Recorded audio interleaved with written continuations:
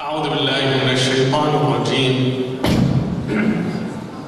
بسم الله الرحمن الرحيم. والحمد لله رب العالمين، والصلاة والسلام على أشرف الأنبياء والمرسلين، سيدنا ونبينا وحبيب قلوبنا أبي القاسم المصطفى محمد،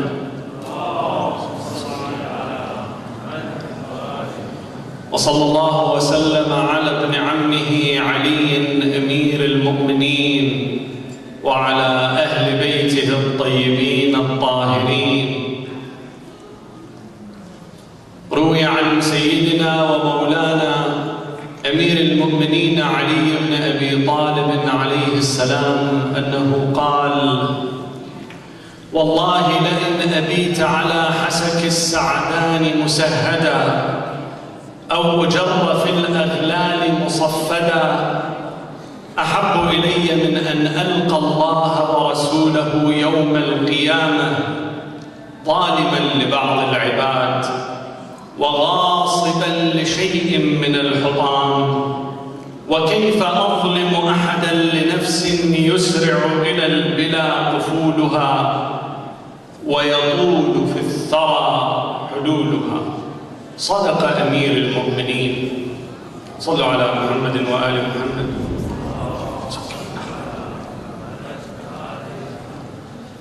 Let me start, brothers and sisters, with this statement that has been made by the United Nations Human Rights Commission in 2002 under the chairmanship of Kofi Annan. They had this resolution. Listen to this carefully, and I'm quoting quotes. It says that the Khalifa Ali ibn Abi Talib is considered the fairest governor who appeared during human history. We call upon all rulers of the world to follow the examples of his sound and humanitarian method in ruling, which revealed the spirit of social justice and peace. End of the quote. If someone, a follower of Ahl al-Bayt, would say this, he would have been accused in extravagance and hyperbole. If someone who's just an adversary to Ahl al-Bayt would say this, people would say that he has been bribed and he's just faking documents and history facts. But when this word comes from an impartial, modern, secular, and international body, it has its weight. The United Nations, when they talk about Ali ibn Abi Talib and they consider him the fairest governor who has appeared in the history of this planet. This is a huge, brothers and sisters. Tonight, we are talking about justice in the eyes of Ali ibn Abi Talib. How does Ali ibn Abi Talib look at justice? How does he define justice? And how he acted upon justice through his reign of Khilafah when he governed. Ali ibn Abi Talib alayhi salam first gives a definition for justice. What is justice? Adl. If you open any dictionary, it tells you justice is rightfulness, lawfulness, moral rightness. Ali ibn Abi Talib is a practical man. He gave a very precise definition. He says, Al-Adl yada'u al-umura fi mawdi'iha. Adl, it brings everything to its proper and sufficient place. If I am a ruler, then my place is that I govern with tolerance. I uphold laws. I make sure that I bring welfare and dignity to my people in the state. If I am a father and I have the authority to rule the family, then I make sure that I bring up my children the best way possible. I give them the necessary education, the necessary raising, the necessary nourishment and education, and eventually I make them a useful number in the society. Give them to make them a leader of a new generation. Everything that is placed properly in its place is considered to be justice. This is how Ali ibn Abi Talib defines justice. Now, when you look at Islamic doctrines, brothers and sisters, you see that the concept of justice is an integral part of our belief. Allah subhanahu wa ta'ala in the Holy Quran says, إِنَّ اللَّهَ يَأْمُرُ بِالْعَدْلِ وَالْإِحْسَانِ. God commands with justice. This entire universe is based on justice. When you look at Islamic laws and regulations, they tell you that there are at least 5 posts in the community, in any nation, in any state, that has to be filled by someone whose creed is justice, who's just. Number 1 is the ruler. The ruler has to be just. Second, the grand jurist, the merja, the one that you follow, he has to be just. The third one is the judge. When you go to the court, the judge has to have the traits and features of justice. The one that you follow in your prayers as Imam al-Jama'ah, he has to have justice. Those are 4 posts. And the last one, the witness. When the judge calls for witness account, the person who gives his deposition, he has to be just. Those are 5 positions that Islam mandates that you have to have justice when you conduct yourself, when you fill out those positions. And brothers and sisters, one of the pillars of Islam, according to the followers of Ahl al-Bayt school, we have 5 pillars. One of them is justice of Allah subhanahu wa ta'ala. Therefore, justice is a fundamental issue in any society. Now, how did Ali ibn Abi Talib look at justice? You see, brothers and sisters, sometimes you want to define something, you define it with its antonym, with its opposites. When you know the opposite of something, you know that thing. We will define justice with its opposite, the injustice. How Ali ibn Abi Talib would look at injustice. How many injustices we have. We have plenty of injustices, but through Islamic literatures and what Ali ibn Abi Talib have said, I have gathered at least 3 branches, 3 types of injustices that I will touch upon in these minutes after your big and loud salawat.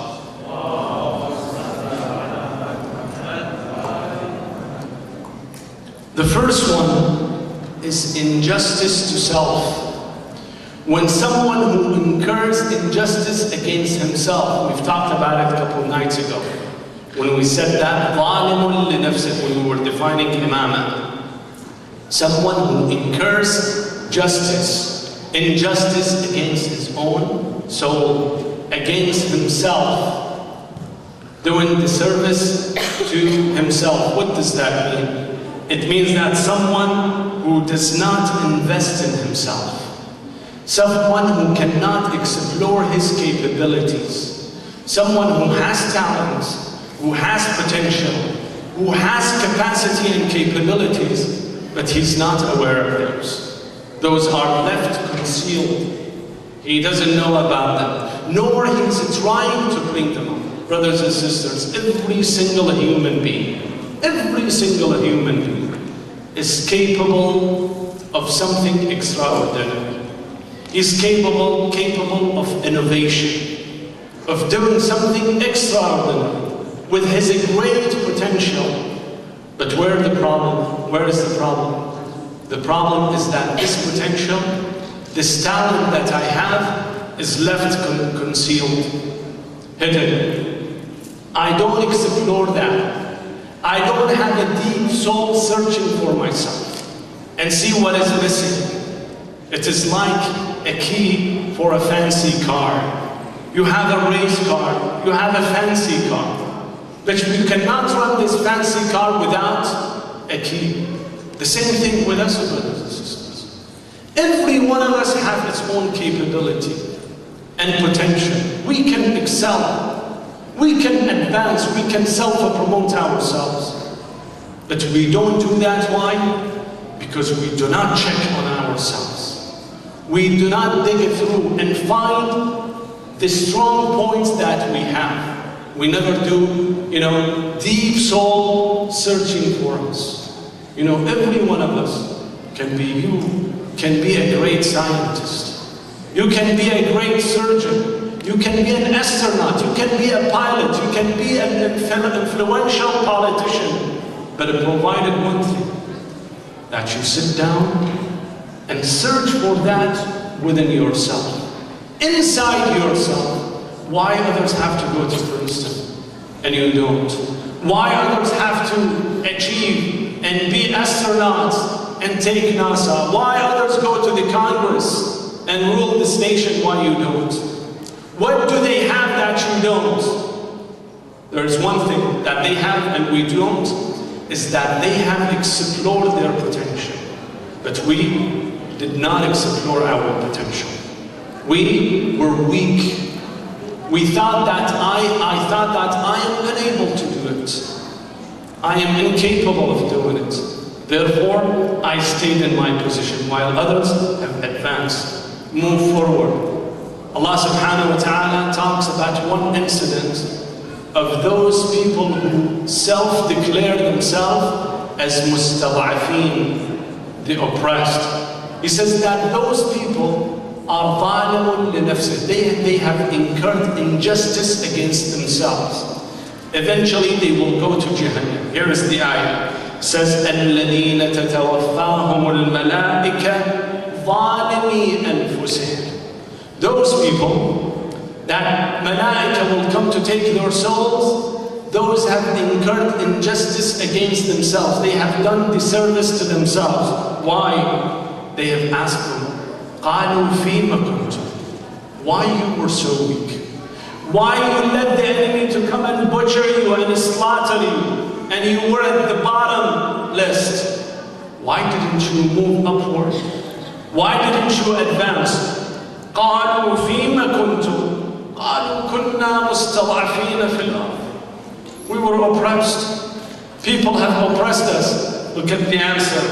قالوا ألم تكن أرض الله واسعة فتهاجروا فيها.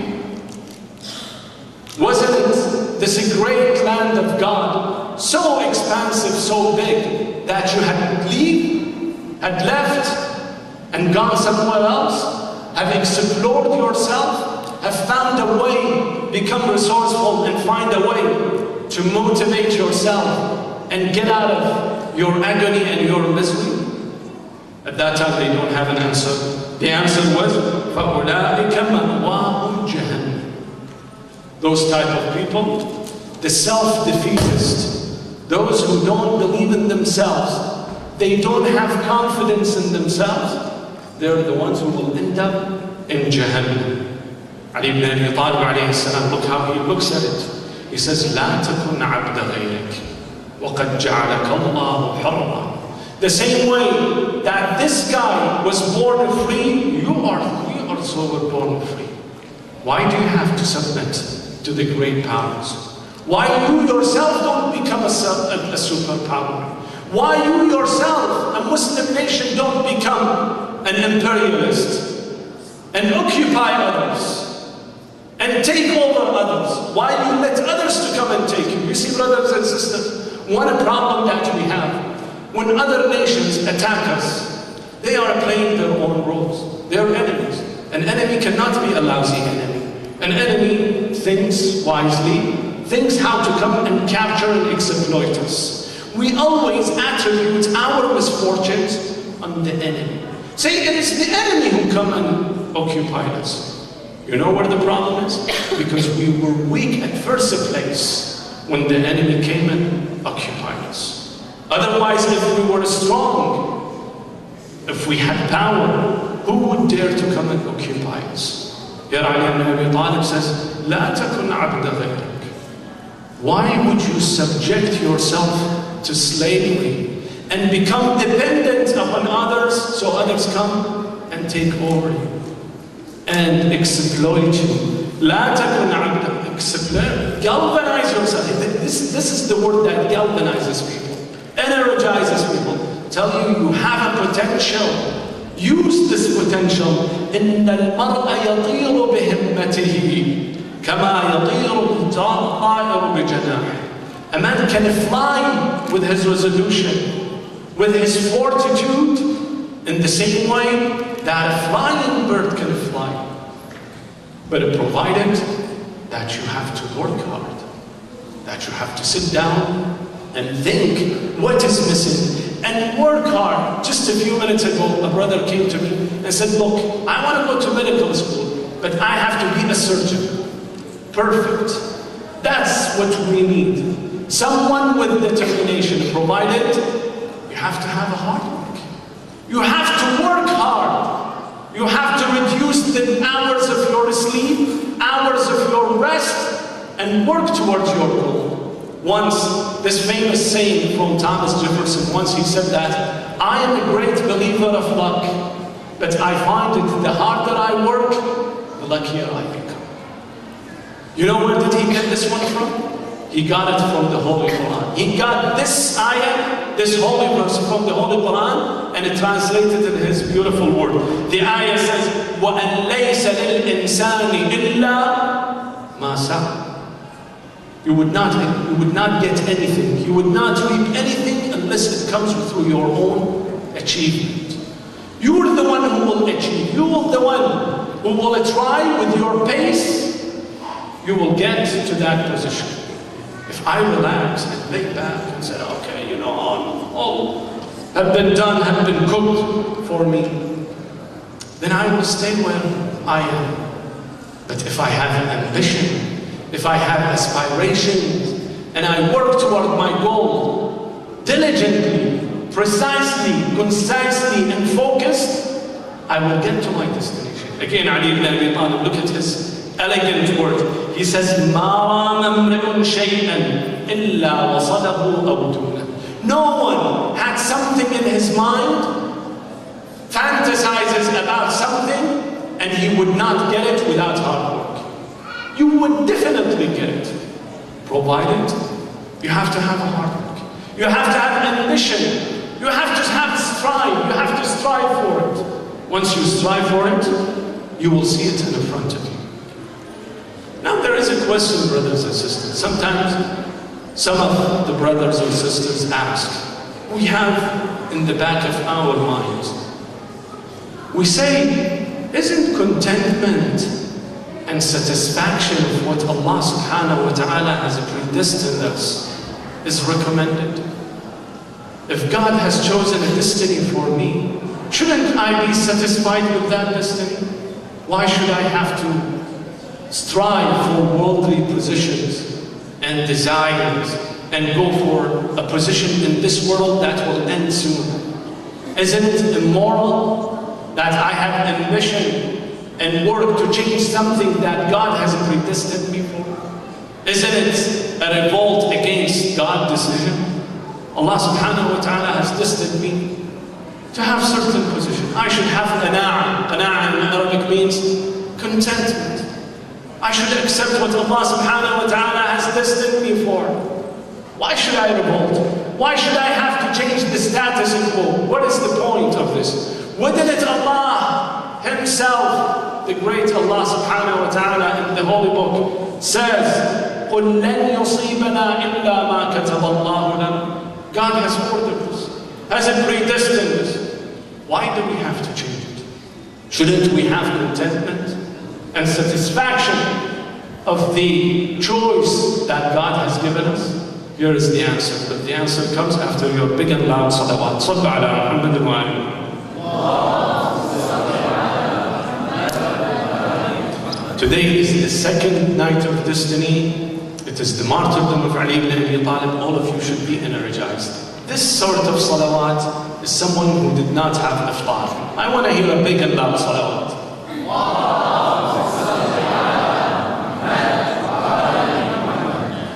You see, brothers and sisters, the answer to this is that there is a misconception, misunderstanding. There are two terms, we are mixing them together, and we did not understand either one. On one side, we have ambition, aspiration, striving, and achievement on one side. The antonym for that, the opposite of that, is not contentment and satisfaction with what God has done. The antonym, the opposite of striving and ambition and hard work is laziness, dullness, when I am timid, when I'm idle.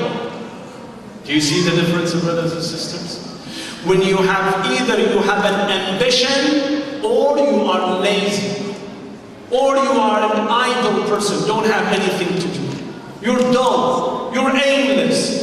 Either you have an aim, aspiration, and you're going towards your goal, or you don't have an aim, you're aimless. You're dull, you don't know what to do. You are undecided. You go to the 4th year of college, still you call yourself undecided. Till when? When do you want to decide? Right before you get the job? Studies have shown those who decide for themselves is through high school, 10th grade, 9th grade, those are the ones who will succeed. Those are the ones who will be successful. As the opposite of those, in the 2nd year, junior year, sophomore, junior, still you tell them, what's your major? I am undecided. You will stay undecided for the rest of your life. You have to make a decision. You have to set your goal.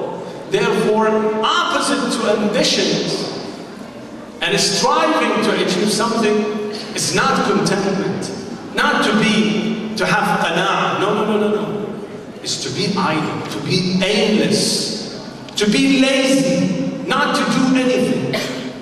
While let me recite a few verses. Allah subhanahu wa ta'ala wants you to be ambitious.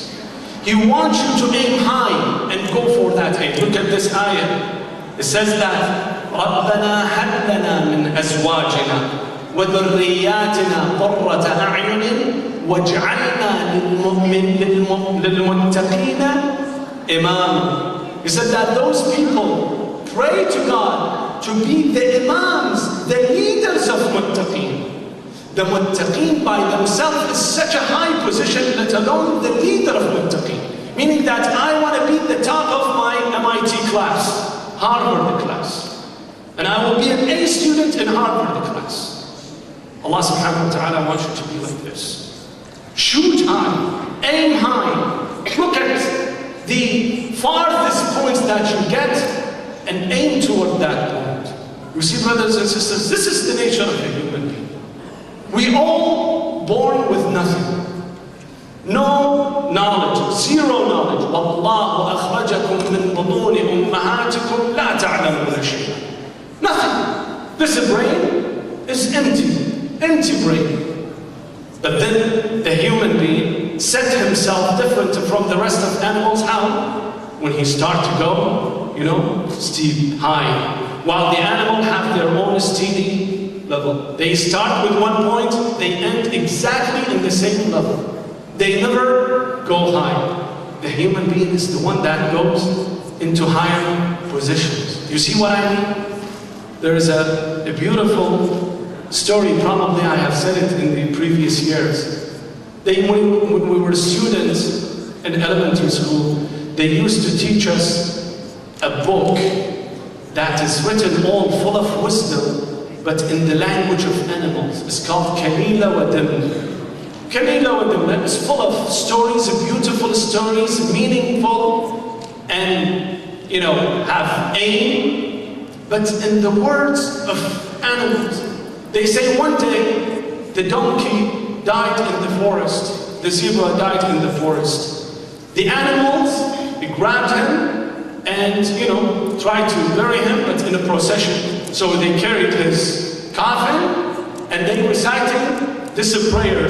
They say, of course, in Arabic. They say, "La ja'ala Allahu lahu qarara, 'asha himaran wa mada himara."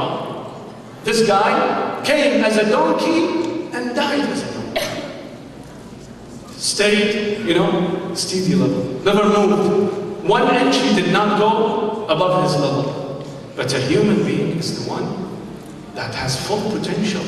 And you've got to explore this potential. Ali ibn Abi Talib again teaches us how to explore this potential. On Thursday night, every Thursday night, we recite dua. Come here, listen to this. He says that وَاجْعَلْنِي مِنْ أَحْسَنِ عَبِيدِكَ نَصِيبًا عِنْدَكَ وَأَقْرَبِهِمْ مَنْزِلَةً مِنْكَ. Make me, O God, the closest servant to you. That there is no other servant as close as I am to you. You see how Ali ibn Abi Talib is shooting high? How he's aiming. What kind of ambition Ali ibn Abi Talib has? So this is one meaning, brothers and sisters, of injustice. When I do disservice to myself, Ali ibn Abi Talib says someone who incurs injustice against himself, definitely he will incur injustice against others. مَنْ ظَلَمَ نَفْسَهُ فَهُوَ لِظُلْمِ غَيْرِهِ أَوْلَى. He will incur injustice against others as well. So this is one meaning. The other meaning also of self-injustice is that when I am delinquent on my religious duties. You see, brothers and sisters, God has made a deal with us. Has given us this flesh, this body, this spirit for one thing. He said, I will take this body from you, but you have a price. This body has a price. Either you can gain that or you fail. Your price is the heaven. Otherwise you will end up in Jahannam. Our prices, brothers and sisters, our cost, the cost of me, the cost of my soul and existence is heaven. Nothing shorter than that. Delinquency in religious duties assures me that I will go to Jahannam. Ali ibn Abi Talib alayhi salam has this beautiful word. He says that in one word he says, ثَمَنَكُمُ الْجَنَّةِ فَلَا تَبِيعُوهَا بِأَرْخَصَ مِنْهَا. Your price is Jannah. You have been brought up to this world for an exchange. That exchange has to be paradise. Therefore we make sure that we should not be delinquent on our religious duties. We should not be considered ظالم لنفسه, just like those oppressed people that were telling the Malaika bring in and execute. So this is the first kind of injustice. The second kind of injustice, brothers and sisters, is injustice toward others. Again, with your big and loud salawat, inshallah, we will explain.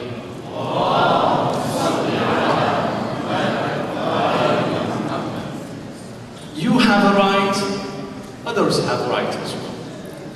When you infringe upon others' rights, you have incurred injustice.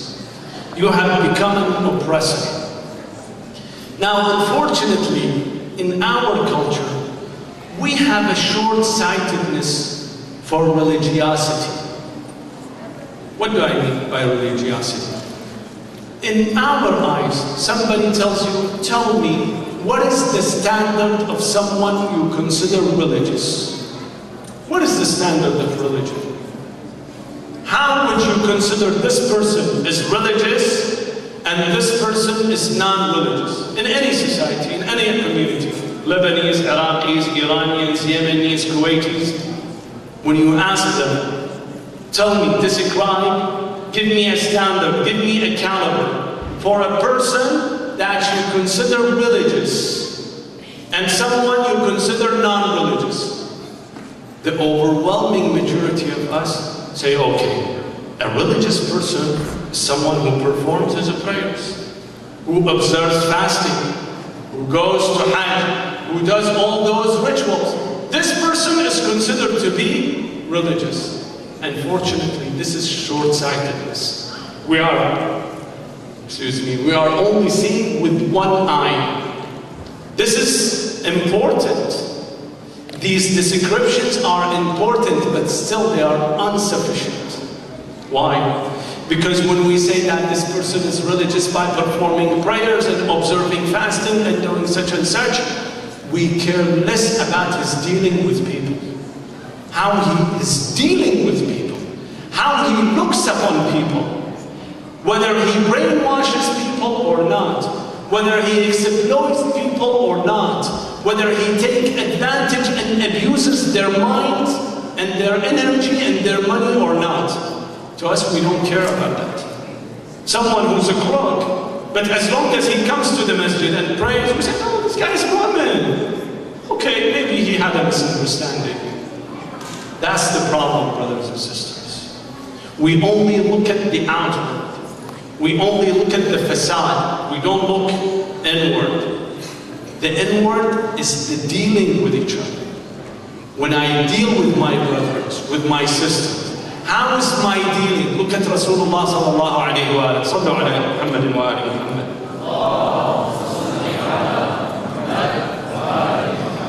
The Prophet, peace be upon him, says this: لا تنظروا إلى كثرة صلاتهم وصومهم وكثرة الحج والمعروف. Don't look at someone's prayers. Oh, I said, mashallah, this guy made 100 rak'ah tonight. He recited Quran 4 times during this month. As if this is a big deal. The Prophet said, don't look at this. This is not the good standard. This is not the caliber that you pay attention to. وَأَنْطَلَتْهُمْ بِاللَّيْلِ. Don't look at their prayers. Don't look at their observance of fasting. Don't look at their commotion in the middle of night, meaning when they pray, Salatul Layl. The Prophet called it Antala. Antala meaning commotions, noisy. He said, don't look at this. But what you should look at? وَلَكِنْ انظُرْ إِلَىٰ صِدْقِ الْحَدِيثِ. Whether this guy is truthful or not. Whether this guy is deceptive or not.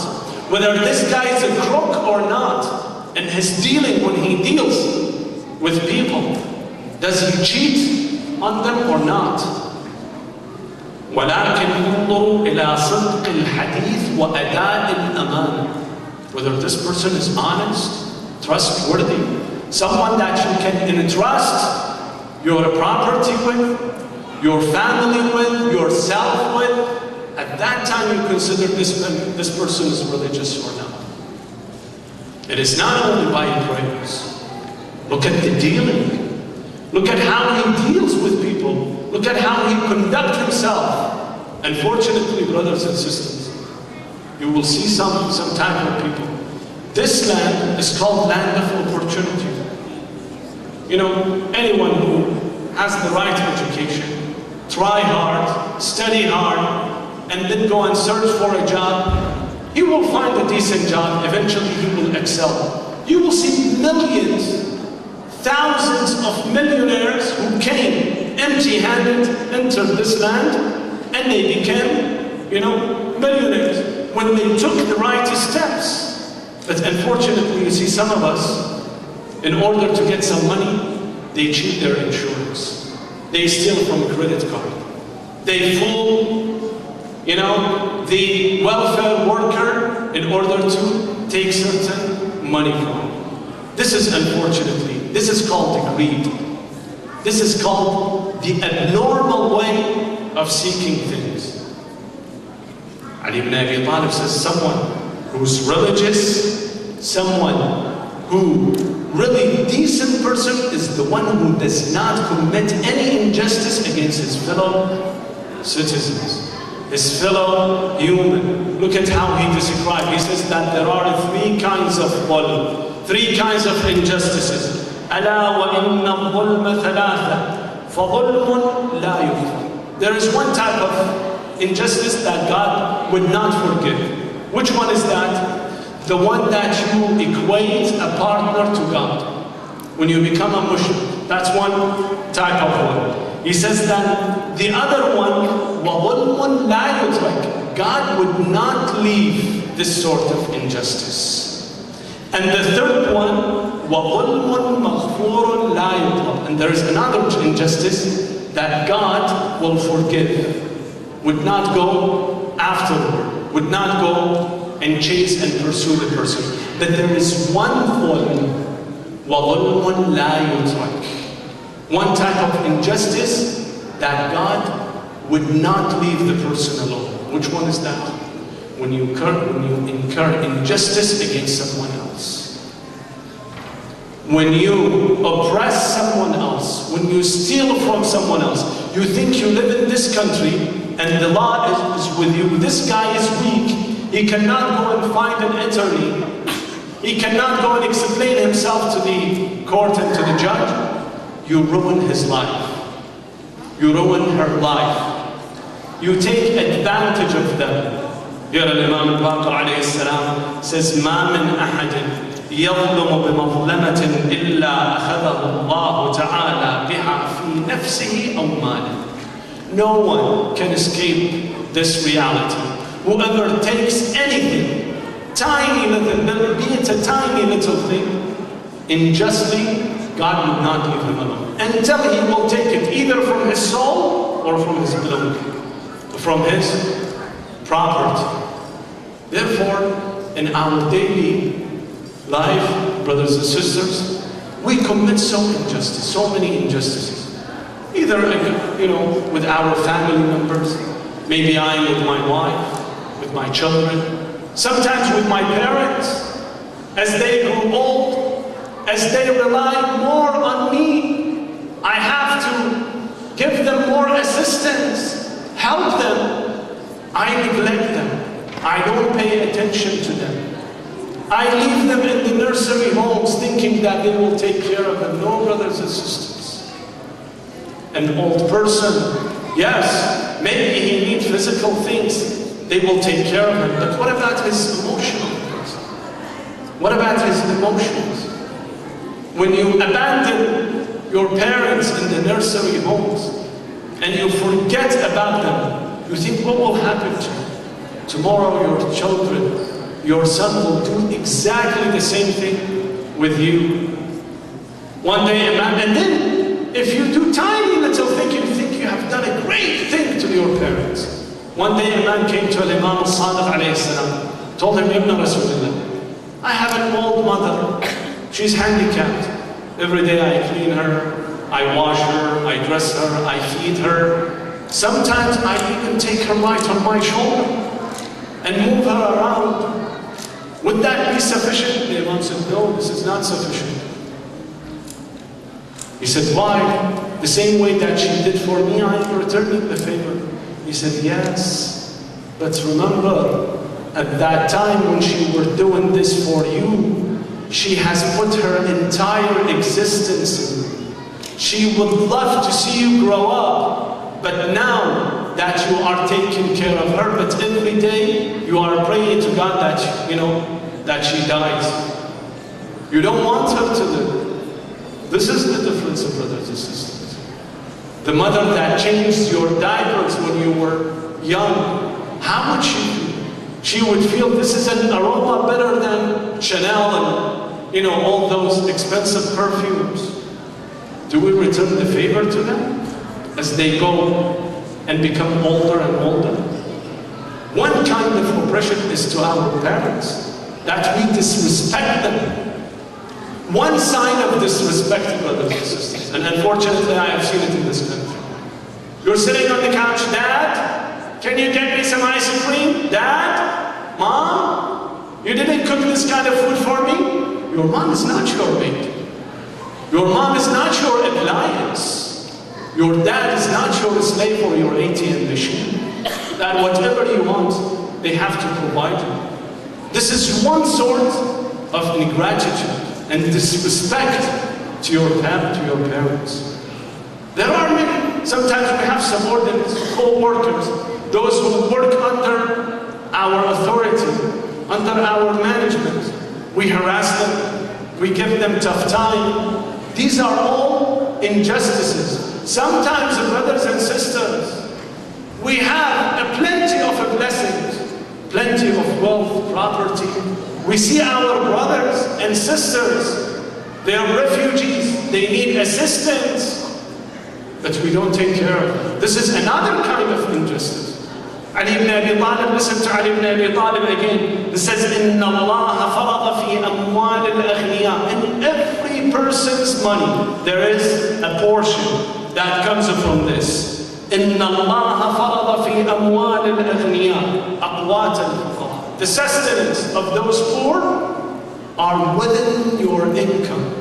Whatever income you generate, portion of that is the sustenance of the poor. فَمَا جَاعَ فَقِيرٌ قَطْ إِلَّا بِمَا مُتِّعَ بِهِ غَنِيٌّ. Any of those poor, those poverty-stricken people feel hungry is just because of you, because your stomach is full. That portion that you were supposed to give to the poor and you did not, they are feeling hungry. Then the Imam alayhi salam says, وَاللَّهُ سَائِلُهُمْ عَنْ ذَلِكَ. Tomorrow Allah subhanahu wa ta'ala will hold you liable and accountable. Here's Ali ibn Abi Talib. Listen to what Ali ibn Abi Talib says at the beginning when I recited. He says, وَاللَّهِ لَإِنْ أَبِيتَ عَلَى حَسَكِ السَّعْدَانِ مُسَدَّدًا. I swear by God, if I sleep on plants that have sharp spikes. You've seen cactus? Cactus? You know those plants with sharp spikes? Ali ibn Abi Talib swears by God, says that to me, I prefer lay on those plants. أبيت على حسك السعدان مسهدا أو أجر في الأغلال مصفدا. While I'm shackled, handcuffed, and someone drags me on the ground, to me I prefer this better than أحب إلي من أن ألقى الله ورسوله يوم القيامة وأنا ظالم لبعض العباد. That I come with a single oppression against someone and I meet God on the day of judgment. To me, I prefer to be shackled and dragged on the ground. I prefer that happens to me than finding someone on the day of judgment accusing me of being unjust. So those are the second type of brothers and sisters. Injustice against others. And the last one, and inshallah we will finish, is the injustice of a ruler, a dictator against his own people. Look at Ali ibn Abi Talib alayhi salam. He says, إِنَّ أَشَدَّ النَّاسِ إِنَّ أَشَدَّ أَهْلَ النَّارِ عَذَابًا حَاكِمٌ ظَلَمَ رَعِيَّتَهُ. On the day of judgment, the severest one, the one who would get the severest punishment is the one who incurs injustice, who oppresses his own citizen, his own follower. That man will receive the severest punishment on the day of justice. The covenant of Ali ibn Abi Talib to Malik al-Ashtar. When we say that Ali ibn Abi Talib was the pioneer, the founding father, and the pioneer of human rights and justice in the world, look at what he said. He tells, this is 1400 years ago. He's telling his governor, Malik al-Ashtar, he says, وَأَشْعَرْ قَلْبَكَ الرَّحْمَةَ لِلرَّعِيِّ. Let people feel your mercy. Fill your heart with mercy toward people. وَاللُّطْفِ بِهِمْ وَلَا تَكُونَنَّ عَلَيْهِمْ سَبُعًا ضَارِيًا. Don't become like a carnivorous, wild carnivorous that, plunders and ransack their property and take their sustenance. وَلَا تَكُونَنَّ عَلَيْهِمْ سَبُعًا ضَارِيًا تَغْتَنِمُ أُكُلَهُمْ فَإِنَّهُمْ صِنْفَانِ. People are two kinds, two sets of people. فَإِمَّا أَخٌ لَكَ فِي الدِّينِ. Either he's your brother in religion, in your faith. وَإِمَّا أَخٌ لَكَ فِي الدِّينِ أَوْ نَظِيرٌ لَكَ فِي الْخَلْقِ. He's your counterpart in creation, counterpart in humanity. You have no right to incur injustice. You see, brothers and sisters, there are probably 5 or 6 minutes and I have to finish this. How did Ali ibn Abi Talib rule? When we say that he was a founding father of a human right, what do we mean? You see, today when you look at the government, you see that there are two types of government. One is an oppressive government, dictatorship, and the other one is a free and democratic government. Those are basically two governments that exist, used to exist and exist now. What is their philosophy? How did they come up? The philosophers, social philosophers explain this. They say those dictatorships, the oppressive regimes, they are the pre-modern governments. And those governments that are free and democratic, those are the modern governments. What is the difference between modern and a pre-modern government? A pre-modern government is a government that is task-oriented. Their citizens are always after their tasks and duties to fulfill. Toward you, toward the ruler. They are always constantly asked to fulfill their duties and their task and responsibility toward the ruler. This type of society generates oppression, generates dictatorship. While on the other side, the free country, a democratic country, is a right-oriented community. Meaning people, their citizens, always obsessed with their own rights. What is my right? What do I deserve? What should I think? This is the obsession of people in this country. That's why we see human rights, women rights, children rights, animal rights, homosexual rights, and rights and rights and rights. So many rights. That has developed into what? Into right-based societies. Now, I'm not condoning either one, but the free society, this democratic society, when it was established, there is one integral component in that government, and that is the right of opposition. Listen to this, brothers and sisters. Here you will find why Ali ibn Abi Talib has become a pioneer, a founding father of the human rights. Those governments, today's governments, the advanced, the free governments, within them there is an integral part, and that is the right of opposition. Therefore, you will always see an opposition party to governing party. Today, the Republicans are an opposition. You go to Western societies in Europe, you see that they have a governing party. On the side, they have an opposition party.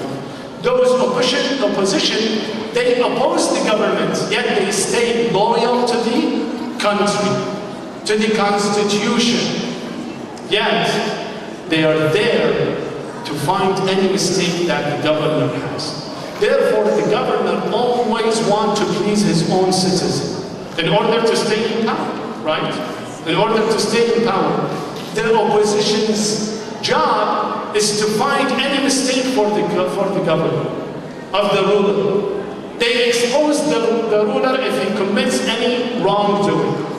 This is the criteria of a liberal country, of a democratic country. Now let's go back and look at Ali ibn Abi Talib. What Ali ibn Abi Talib did. Inshallah, will be finishing very soon. What Ali ibn Abi Talib did, a couple nights ago we said, he was rushed by people, by masses of people to come and vote for him and elect him and pledge allegiance to him. But at the same time, they were people who opposed him. They were not happy with him. They didn't pledge allegiance with him. He left them. Who were those? Like Hassan ibn Thabit, Sa'd ibn Abi Waqqas, Abdullah ibn Umar, a bunch of Sahaba. They were not happy with his government. Ali ibn Abi Talib left them untouched. Even more, while he was a governor, in the middle of the prayers in the masjid, as he prays, people would stand up, the Khawarij would stand up, in the middle of a prayer, they would say, La hukma illa lillah. As he's praying, one man would stand up this way and says, La hukma illa lillah. Meaning that we reject your government. Ali ibn Abi Talib, keep it quiet. Again, another one stands up and says, La hukma illa lillah. Ali ibn Abi Talib keeps it quiet. 3, 4, 5 people stand up until they finish. They're quiet. Ali ibn Abi Talib says, La hawla wa la quwwata illa billah. I know what you mean. You are using this word for an unjust reason, but let me tell you, you said that I don't deserve to govern, but let me tell you what is your right. Your rights, number one, I would not stop you from coming to masjid. Masjid at that time, the role of masjid at that time was different than the role of masjid now.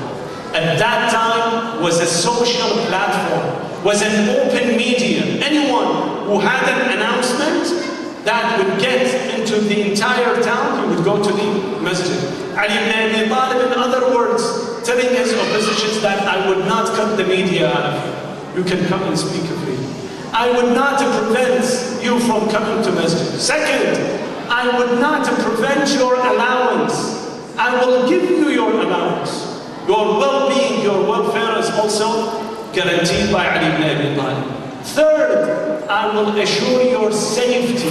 You will stay safe as long as you don't resort to violence. As long as you don't resort to violence, you are kept safe in my kingdom. That was Ali ibn Abi Talib. I need to end up my speech. Ali ibn Abi Talib used to look after every citizen. All citizens in his eyes were very important. One day the Imam alayhi salam is passing by the streets of Kufa. He hears cries of children from a home is rising. He knocks on the door. The lady opens the door and says, Ya Amatullah, why these children are crying? She said, she doesn't know who's this person. She said, because they are hungry. They don't have anything to eat. The Imam says, where is their father? This lady says, may Allah forgive Ali ibn Abi Talib. Ali ibn Abi Talib sent my husband to the battlefront, and my husband was killed. Those children are orphans. That's why they are hungry. They don't have anything to eat. Ali ibn Abi Talib started to weep. I am the one who have caused empty stomach of those children, those orphans. He tells the lady, stay there, stay put. He goes with his servant, Qambar, buys them food, buys them meat, date, fruit, and come back to the lady and tells her, look, I can bake some bread for you, and here is some food with you.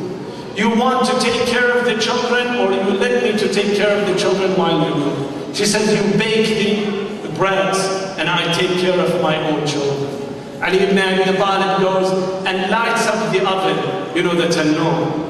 As he lights up the tannoor, he gets his face close to the fires and say, oh Ali, taste the heat of fire for bringing those kids, those orphans, in empty stomachs. Then he cooks the bread, he bakes the bread for her.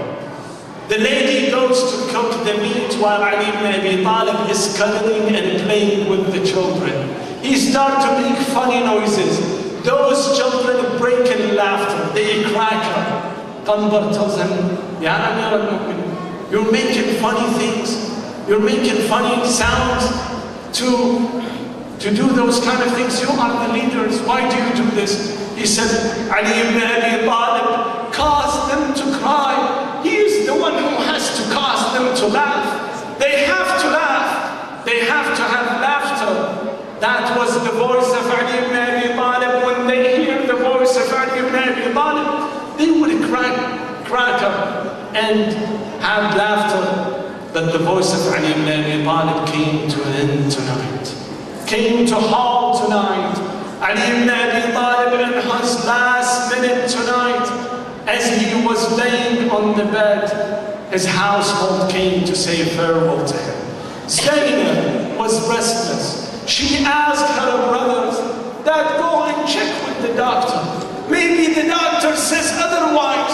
Maybe there is a chance that my father can stay alive. The doctor comes and and look at the pulse of Ali ibn Abi Talib. He take a cord from a goat and put that cord within the wound of Ali ibn Abi Talib and take it out and says, Ya Amir al-Mu'mineen, ahad ahdak, write your will.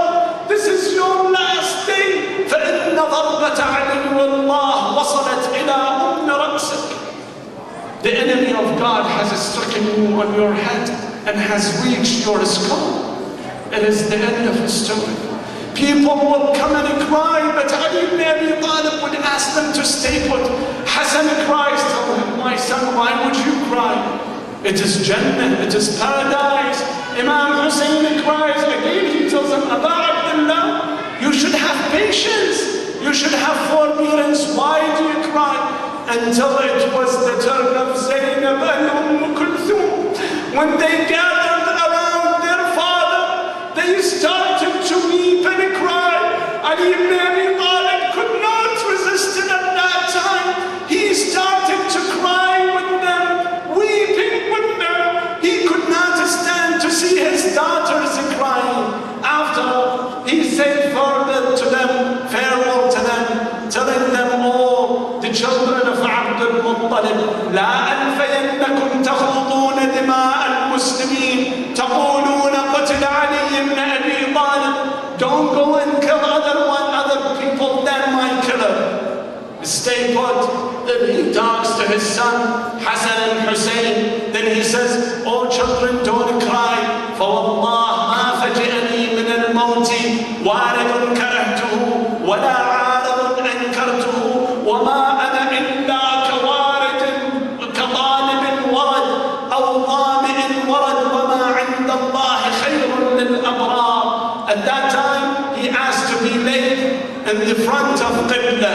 He looks in the front of him and says, Assalamu alaikum ya mala'ikat Rabbi. The angels of God, they came to take the soul of Ali ibn Abi Talib. Then he says, لِمِثْلِ هَذَا فَلْيَعْمَلِ الْعَامِلُونَ. Work toward my goal. فُزْتُ وَرَبِّ الْكَعْبَةِ. لَا حَوْلَ وَلَا قُوَّةَ إِلَّا بِاللَّهِ الْعَلِيِّ الْعَظِيمِ.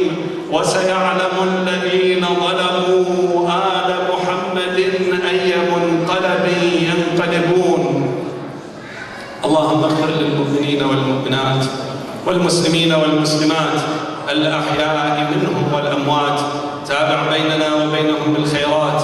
إنك مجيب الدعوات، إنك قاضي الحاجات، إنك على كل شيء قدير. وصلى الله على محمد وآله الطيبين الطاهرين.